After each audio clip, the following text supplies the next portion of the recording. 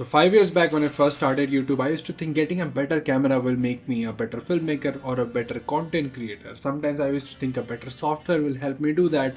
Maybe a better tripod, a better mic or better lights will help me do that. But the crux of it never really changed. Video editing is useless, so is an expensive camera if your story is not good. And today we're going to talk about how you can improve the crux of any visual media or any media, to be honest. That is the story. And how exactly do you tell a story? Now this is a very basic beginner level tutorial of how you can get started with better storytelling. Maybe your stories are there but they are not structured well. So in this video basically I'm going to tell you how you can make your stories a little bit better, structure them properly so that they can engage the audience and keep them watching. Now telling stories is a widely prevalent skill in our society everywhere. Be it a first date, the job interview or a YouTube video like this, storytelling is the backbone of success. While I cannot really help you with a first date or a job interview, I can definitely help you with telling better stories in your videos, and that is exactly what you're going to learn. Starting off with the 3-act structure. This is the first structural motive that you're going to understand when you are telling stories. The 3-act structure is divided into 3 acts. The first one is the layout, where we tell where our character is, who our character is, what do he or she want, and what is stopping them.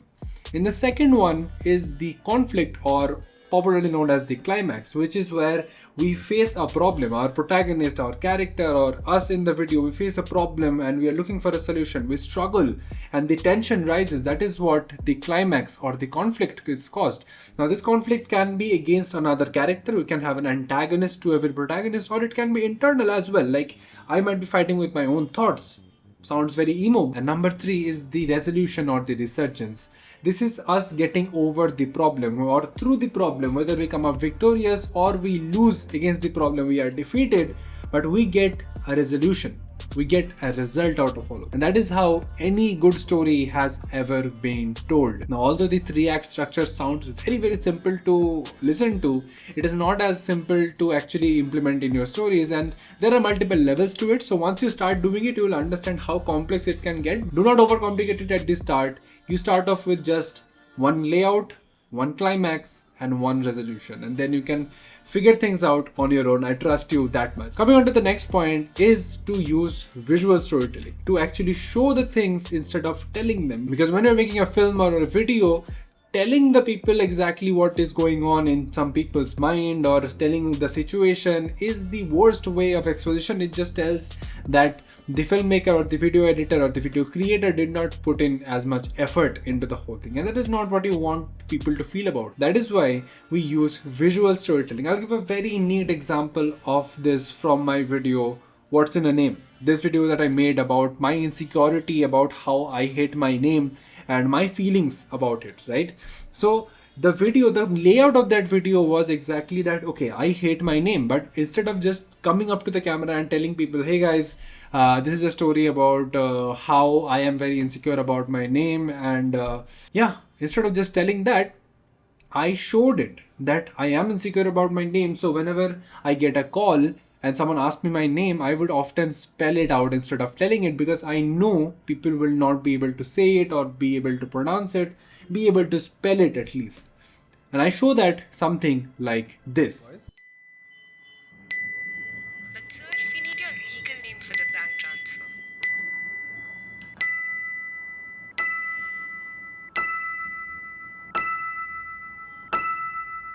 Sir, hello? Can you tell me your legal name, please? I'll spell it out for you. And now that is something called visual storytelling. I crafted a whole sequence to tell you exactly how I feel, and not just tell you how I feel, also make you feel how I feel. And that is the sign of a better filmmaker, I would say. I wouldn't say an expert filmmaker, that is too much to say for myself. I'm nowhere close, but I am definitely improving and learning all of these new things. But yeah, now coming to point number 3 is hooks. Hooks are very important, mostly in short form media like Instagram Reels or YouTube Shorts, but they are also playing a role in YouTube videos as well, because a hook is essentially a hook. It does not need to be a 3-second or a 5-second hook. A hook in a video or a story or a blog post or a LinkedIn post or anywhere, the first 3, 5, 10 lines or the first sequence that grabs people's attention and get them to watch, you get them to want more out of it. So how can you do that? There are two ways to do it. One, you start with some curiosity. You build some anticipation, like, okay, what is this guy gonna do? Secondly, you can also start off with a knowledge gap. When you say like, okay, this is a very amazing thing, guys. Like I'll tell, like, I'll have a Lotte Choco Pie and I'll tell you this thing is actually more healthy than your protein bar. By the way, I'm lying. I'm just giving an example.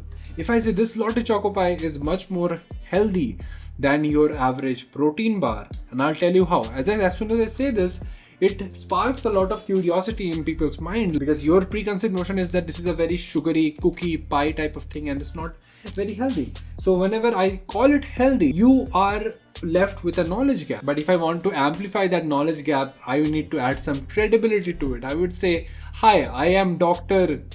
whatever, and I am a nutritionologist. I don't even know if that's an actual thing.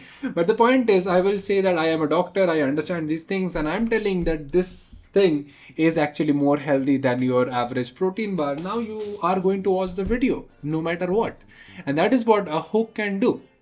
So I hope you take these 3 things away. And honestly, if you can just nail these 3 things, now you've got like 80 to 90% of filmmaking done. Literally, like at least the pre-production part.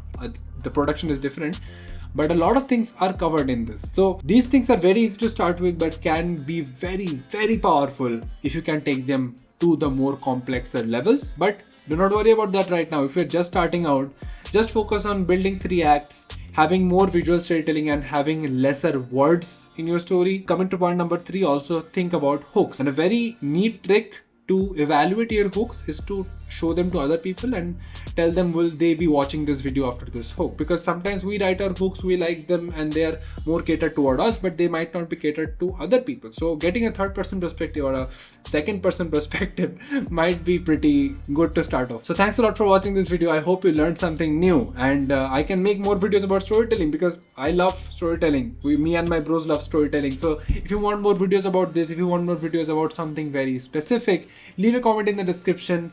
I will reply to every comment or I'll make a video for sure. And I'll see you in the next one. Bye-bye.